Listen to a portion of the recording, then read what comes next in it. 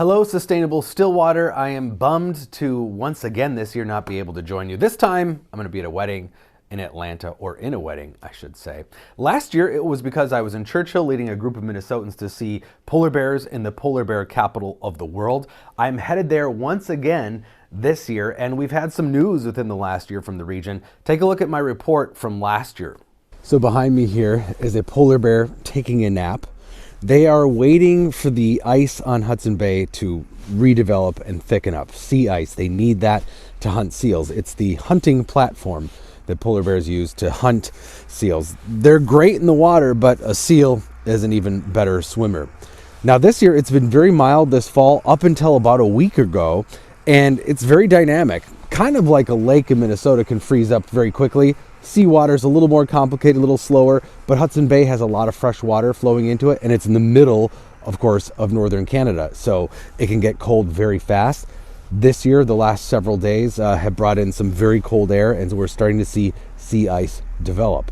It has to be thick enough, though, for the polar bears.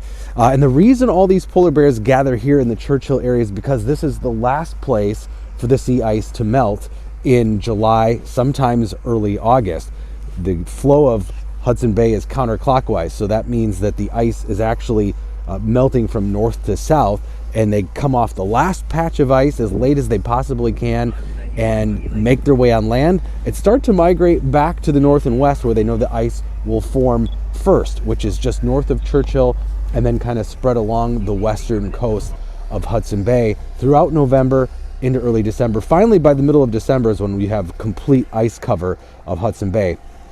Climate change is changing this whole dynamic. The ice is developing later overall and coming out earlier overall. Those are the trends, but just like our volatile climate in Minnesota, you have ups and downs that can be very different from year to year. Some years are good years, years are bad years, but the overall trend is a shorter season for polar bears to hunt seals, their main food source.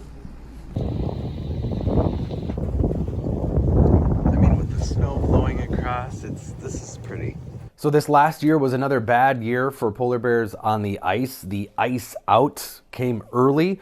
Remember the hot spring and summer Canada had created all the wildfires. We saw the smoke from it.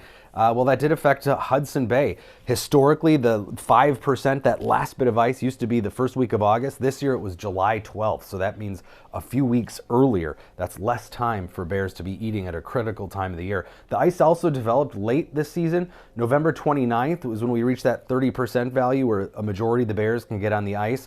That's behind even the modern average, and of course behind the historical average of November 15th back in the 70s and 80s. So that meant a lot less time for bears to eat this year, which was also the case the previous year. And we're seeing more time on land, more ice-free days for polar bears. This is working backwards. So historically, it used to be about 130 days on the land, ice-free. Now 154 days on average, but this year was beating that average even. So the latest population study came out in December, and it showed a 27% decline in the polar bear population of the Hudson Bay, western Hudson Bay area in just a 6-year period from 2016 to 2022. Cubs and females most affected first, which is exactly what, unfortunately, researchers have been predicting. The polar bear is the mascot of global climate change. The moose is the mascot of Minnesota climate change. This is Carlstad in northwestern Minnesota. Used to call itself the moose capital of the world. There are no more moose in northwestern Minnesota.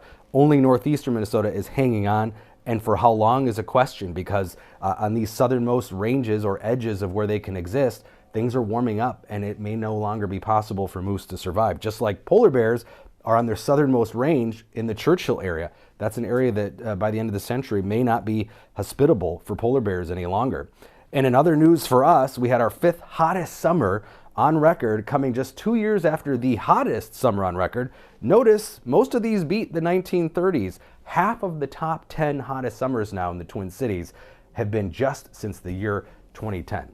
So a lot of bad climate news the last year, but the hope is that we can really turn things around if we make some drastic changes, and it starts in our own backyard. So good luck with the event this evening and for future endeavors, and I hope to join you next year.